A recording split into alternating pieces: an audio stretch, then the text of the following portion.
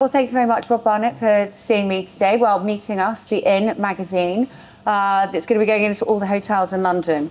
There's been a very big evolution from Mao Tai to Koji. Yeah, Do you want to expand on the creation and the creativity into this? Yeah, okay, so where do you start with it? I think you start or us as a family. So Mao Tai, we've been here as a family business for probably 39, 40 years. Two different restaurants, Mao Tai and now Koji, all within Pass Green, within a neighbourhood area, and the whole premise of both restaurants has been sort of a fun fine dining experience.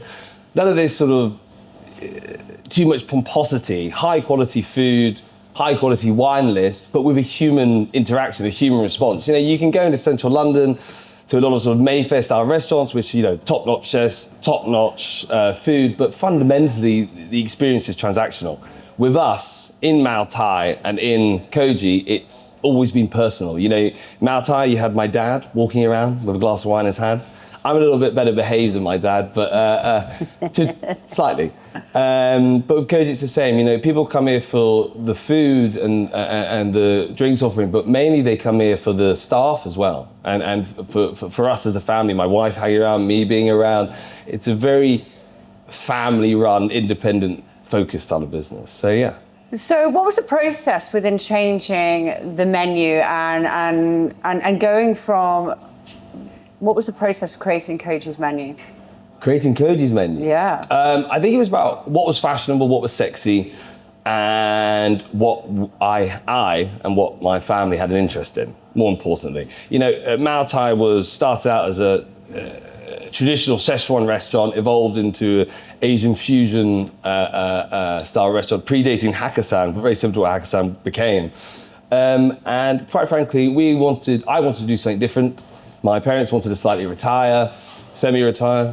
Do you think they ever will retire? Yes and no. They're getting there now, but also I would never want them to fully retire, fundamentally because everything I know about the restaurant business I learned from them. I learned from other peer groups and things like that. So they will always, because we're a family restaurant, be involved to a degree. Huh. But in terms of the evolution, you know, Japanese cuisine was also always a passion of mine, and it was simply a very popular cuisine, and we felt we could replicate a West End style concept in a residential area, so people didn't have to travel to central London. They could have their West End fun without getting in a black cab and going up to Mayfair. Absolutely. With a human touch as well. With the human touch. I know I've dined here many times before. I've been coming here since it was Mao Tai. Are there any specific ingredients or flavours that really central Koji's kind of culinary identity? Yeah, I think the first one is yuzu, Japanese citrus fruit, you know, and that kind of goes back to sort of the foundations of what a Nikkei style restaurant is. I would say we're more of a contemporary Japanese restaurant. There's a lot of Nikkei influences, which is a blend of Peruvian flavors, Peruvian spices with Japanese methods. And the yuzu citrus fruit is an incredibly versatile ingredient, which pairs well with a lot of dishes cooked in the hot kitchen, pairs well with a lot of the sashimi dishes, the chilled appetizers we do. And it's hard to create a poor dish with that as long as you measure up correctly. So yeah, that would be something I'd say. I'm really liking your enthusiasm, and I'm feeling this is how you want your guests to feel really happy. You've mentioned family a lot, and that people love the guest experience here. What is the full feeling you want from your guests when they walk through the door, whether it's the design, the food? What is the most important to you for what they feel? Enjoyment. Right, enjoyment. Fundamentally, some people might disagree with me, but I've never thought a restaurant is a chef. A restaurant, a huge part of that is the chef, the creativity, the passion. But if you have unbelievable food and you have, if you have unbelievable food, you need the passion and the warmth to be transferred through the staff. And the only way the staff care is by showing that you care as a restaurateur or as an owner, however you want to put it. Fundamentally, people come here to enjoy themselves. And it's important that the food is top notch, but the service has to be. There's some great restaurants in central London, outside central London, that have unbelievable food and a great drinks offering, but the service is lacking slightly. And that's not the waiters or waitresses' fault or the staff's fault. That is the people behind them not showing them the passion or encouraging them to take leaps. So I think to make a good restaurant, you've got to have a combination of those things. It sounds like you feel very rewarded through the work that you do here at Koji. Yeah, and it sounds like it's not just your family who are your family, but all your staff are your family as well. Totally. They are a direct representation of what we are. My manager, Angelo, is if he is representing me when I'm not here. I'm here as much as I can be, 90% of the time. Most of what I do is in the day, and then the floor is the fun part. The floor's not work. Being here for service, that's the fun part. But if you don't train your staff, not only in terms of educating them in terms of what we're offering, but you don't educate them in terms of getting that human and passionate sort of feeling across, then people aren't going to see you as what you are, independent family restaurant. So it's very important from my role is to make sure that every waiter, every bartender, the manager feels the same way that I feel. And if they don't, then there's no point in them working here. Yeah. Yeah. So what's next for Koji? What's next? Oh, I'm in the process of setting up Koji 2 in Marylebone. Fantastic. And so tell us a little bit more about how the process of this is going. So it's been tricky, if I'm honest. Yeah, I would be lying if I said it's been easy to gain the investment. We have a lot of loyal customers that have been very forthcoming and wanting to be involved and go along with our journey. We're almost there. A lot of people want to have a site first, but when you're looking for such a popular location, the site is you have to run a parallel process. And I think that the site, they come and go within 2 weeks. So you've got to have the investment there alongside, got to be looking for the right sites. So we're almost there. We're looking at one at the moment, running our DD process. And yeah, that's the next step. And then hopefully do another one after that and see where we get to. So is there any advice or anything you could give to the younger you or anything that you would change over the years? I'm going to rephrase that myself. You've gone through the family, you've learnt a lot. You're now going to be opening up your second restaurant. What advice could you give to other young people thinking about going into this industry? Advice. Learn every single aspect of a restaurant. You cannot run a restaurant, you cannot own a restaurant if you don't understand every single aspect. You need to understand the kitchen, you need to understand the floor, you need to understand the bartender. You need to be able to have worked in every position in a restaurant to own and run your own restaurant. And it pains me to admit this, that was the first thing my dad said when I showed an interest in being involved in this restaurant. First job was, you're gonna have to clean the toilets, because then you have to understand how annoying it is when you have to ask someone to do the same. That's not the nicest comment to bring up, but it's true. And then working in the kitchen, working as a bartender, learning the cocktails, which I've completely forgotten now. But I think it's understanding what the quality of something. You can only understand the quality of something if you've attempted to do it yourself, if you've researched it, if you worked hard at it. So yeah, working in every aspect of a restaurant.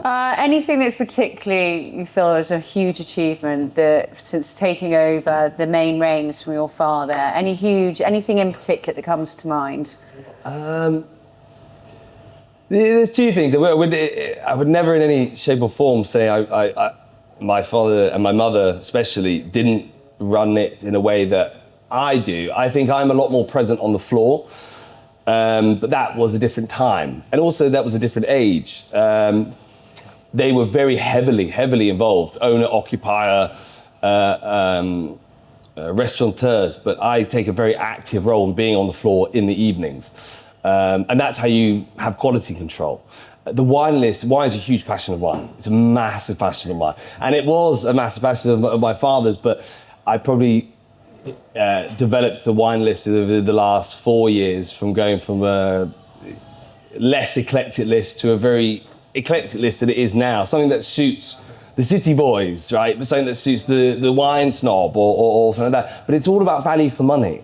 And it's so easy to buy good wine. Any monkey can buy good wine, you just need to pay the price. finding value, but also getting your margin is really difficult. And that's what excites me, is your house wine is the hardest wine to put on the list, right? Totally agree. There's not a single wine on the list that I wouldn't drink myself and enjoy. And I don't think you can sell something that you don't enjoy yourself. But it's that balance between getting your restaurant margin, which is incredibly difficult at the moment, the costs of everything that's gone up. And it takes effort to find value for the customer and value for yourself. Fantastic. A few questions that we really are directing to our readers is, if you could have any meal that wasn't at your restaurant, what would that meal be? That's really easy. Yeah. It's really easy. Go on. I don't think a lot of people, it's char siu pork and rice. That's my favourite meal. So I grew up in a Chinese restaurant. It's really easy. My favourite food is Chinese food. We didn't have Sunday roasts. We used to go for Chinese food at Mao Tai. And one of the dishes that Mao Tai didn't do, and one of the sort of styles of Cantonese food that Mao Tai didn't do, was dim sum and char siu pork and roast duck. And char siu pork is essentially sort of honey roasted pork stuck in an oven over fresh white rice.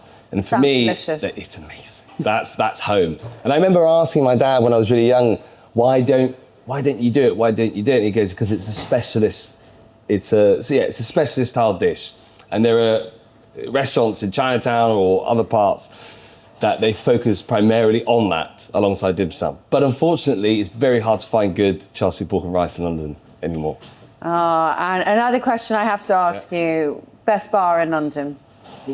Apart from here, best bar in London. Best bar or my favourite bar? Your favourite bar. Let's go your favourite bar. That's really tricky. Yeah, what's your favourite bar? Scarf's Bar. Oh. In the Rosewood.